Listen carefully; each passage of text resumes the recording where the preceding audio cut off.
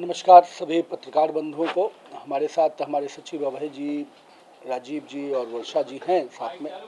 तो इस निमित्त अभी हम लोगों ने विभाग के जो मुख्य बिंदु हैं आपके सामने रखे, सचिव महोदय ने, अभय जी ने रखा है। इसमें आपने सरकार की प्राथमिकता को स्पष्ट रूप से देखा कि हम लोगों ने जहां सॉलिड वेस्ट मैनेजमेंट को प्राथमिकता देते हुए कचरा प्रबंधन को एक बहुत इम्पोर्टेंस दिया है, और इसको लेकर जहां अवेयरनेस कैंपेन के साथ साथ उसके पूरी तरह से मैनेजमेंट को भी हम लोगों ने होमवर्क किया है, और क्लस्टर के माध्यम से बहुत जल्द उस चीज़ को हम लोग ज़मीन पर उतारने जा रहे हैं। और चूँकि हम लोगों ने उसके लिए छोटे यूएलबीज और बड़े नगर निगम को भी आपस में क्लबिंग किया है, जिसका ब्यौरा आपको सचिव महोदय ने दिया। लेकिन इसके साथ साथ इसके अवेयरनेस कैंपेन को भी हम लोगों ने तेज़ी से उठाया है, और सभी नगर निगम को कुछ मापदंड दिए हैं कि इसको आधार बना के आपको जहां डोर टू डोर कलेक्शंस हैं, वहीं सेग्रीगेशन के मॉडल को भी आपको ध्यान में रखना होगा। चूँकि भविष्य में अगर हमको पूरी तरह से सॉलिड वेस्ट मैनेजमेंट के यूनिट बैठाने हैं तो उसमें सेग्रीगेशन बहुत ही इंपॉर्टेंट रोल प्ले करेगा। तो उसके दृष्टि से सभी यूएलबीज को और सभी नगर निगम को भी एक प्रॉपर गाइडलाइन विभाग की तरफ से दिया गया है। और अभी जो स्वच्छता मिशन केंद्र सरकार का चल रहा था, उस अभियान को भी हम लोगों ने पूरे 15 दिन तो उस अभियान के ब्लैक स्पॉट को क्लियर करने में लगाया ही है। लेकिन आने वाले समय में हम लोग पूरे 60 दिन इस कैंपेन को चला रहे हैं, ताकि स्वच्छता के इस विषय को, जो संस्कार स्वच्छता और स्वभाव स्वच्छता कैसे बने, उसके दृष्टि से बिहार पूरी तरह से आगे बढ़कर इसमें काम करे, हम लोगों ने इसमें किया। साथ ही साथ नई योजनाओं की चर्चा हुई है, जो कि काफ़ी समय से लोगों का डिमांड था। उसमें बेसिकली ड्रेनेज, सीवरेज योजना के तो हम लोग लेंगे ही, साथ में जो शहर के सौंदर्यीकरण के लिए पार्क, तालाब और स्ट्रीट लाइट का जो काम पूरा नगर निगम को दिया है। लेकिन मास्क लाइट अगर एमएलसी लगाना चाहते हैं तो उसको भी वो रिकमेंड कर सकते हैं। कम्युनिटी टॉयलेट, कम्युनिटी हॉल, इस तरह के भी प्रोविज़न मुख्यमंत्री समग्र विकास योजना में किया गया है। तो मुझे उम्मीद है कि इस बड़ी राशि जो दी गई है, इस राशि का उपयोग होने से शहरी क्षेत्रों में जो कम्युनिटी सर्विसेज की चीज़ें हैं वो तेज़ी से आपको देखने को मिलेंगी।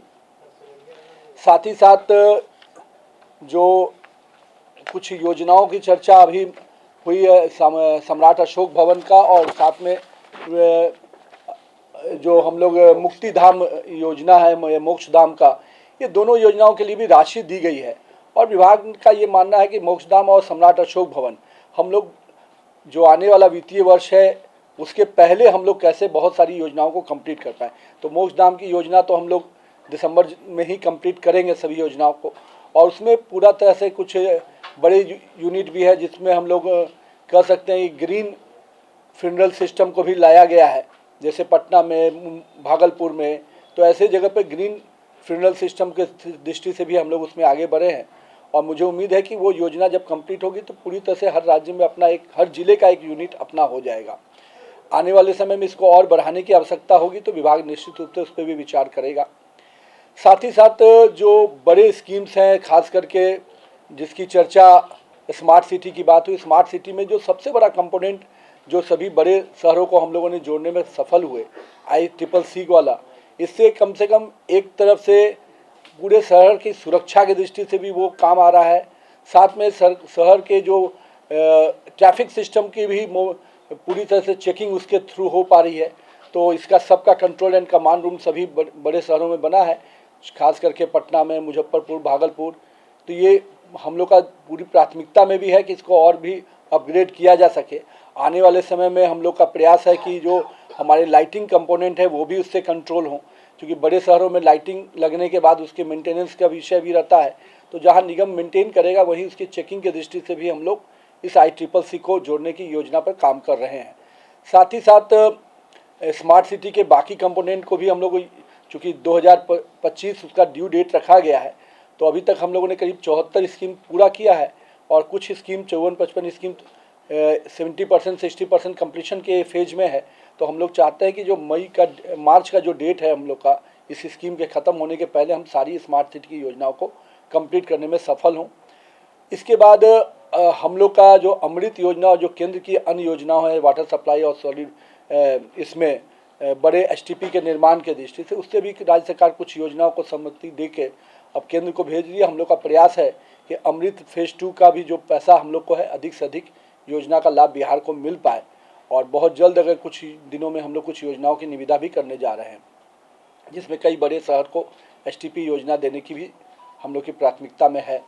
साथ ही साथ जो मेट्रो की बात है, मेट्रो की बात की भी चर्चा सचिव महोदय ने की है। हम लोग उस पर पूरे तेज़ी से काम कर रहे हैं और जो इच्छा माननीय मुख्यमंत्री जी की और माननीय अपने सम्राट चौधरी जी की है, उस पर पूरा विभाग तत्परता से निर्णय ले रहा है कि जो हमारा ड्यू डेट है 2026 का, उसके पहले हम क्या कर सकते हैं, उसकी भी समीक्षा कर रहे हैं। और जो प्रायोरिटी कॉरिडोर हम लोगों ने रखा है, उस प्रायोरिटी कॉरिडोर को कैसे हम आगे ले जा सकते हैं, इस पर विभाग काम कर रहा है। बहुत जल्द इस पर हम लोग निर्णय लेने की स्थिति में आ पाएंगे। तो ये सारी बातें आपके सामने रखा गया है। और विभाग का जो ध्येय है कि जो स्वच्छता अपने आप में बहुत इम्पोर्टेंट होता है, नगर विकास में जब लोग जुड़ते हैं तो 3 बड़े कंपोनेंट की चर्चा करते हैं, एक स्वच्छता का, एक शुद्ध पानी का और दूसरा कि जल जमाव से मुक्ति का। तो बहुत हद तक जल जमाव से मुक्ति में कई योजनाएं, बड़ी योजनाएं भी राज्य सरकार ने ली है और अब विधायकों और विधान परिषद को भी इसका अधिकार दिया गया है कि वो भी बड़ी योजनाओं को ले सकते हैं। साथ ही में हमारे जो यूएलबीज हैं, जिनको 15 फाइनेंस कमीशन और state finance commission, 6 state finance commission से जो राशि मिलती है, उसके लिए भी हम लोगों ने प्रॉपर गाइडलाइन दिया है। कई बार ये प्रॉब्लम आती थी कि हर यूएलबी अपने डिसीजंस कुछ लेते थे, तो उन डिसीजंस में भी एक प्रॉपर विभाग का गाइडलाइन दिया गया है कि इन योजनाओं को इस प्रकार से आप कंप्लीट करें। और जिसमें लाइटिंग एक बहुत बड़ा विषय था, तो लाइटिंग का भी अधिकार धीरे धीरे यूएलबीज को दिया जा रहा है, ताकि उन यूएलबीज अपने लाइटिंग को लगाए भी और उसके मेंटेनेंस की भी चिंता वो करें। इसके लिए भी पूरा प्रॉपर गाइडलाइन दिया गया और उनको स्वायत्ता भी इसके लिए दी गई है। तो आने वाले समय में सभी यूएलबीज और सभी जो हमारे नगर विकास विभाग की एक बेटर कोऑर्डिनेशन से बिहार के लोगों को शहरी क्षेत्रों में जो विस्तार होना चाहिए, जिसके कारण अभी हम लोगों ने शहरी क्षेत्र का विस्तार किया भी, करीब 12-13% था, वो 15-16% गया है। लेकिन हम लोग का मानना है कि इस चीज़ को अगर हम लोग और नए प्राधिकरण जब बनाने जा रहे हैं, तो जो पुराने नए प्राधिकरण का पूरा स्वरूप जब उभरेगा, तो अर्बनाइजेशन की दिशा में हम लोग और तेज़ी से आगे बढ़ पाएंगे। और जो नेशनल पैरामीटर्स है अर्बनाइजेशन का, उसको कहीं ना कहीं पहुंचने के दिशा में हम लोग काम कर रहे हैं।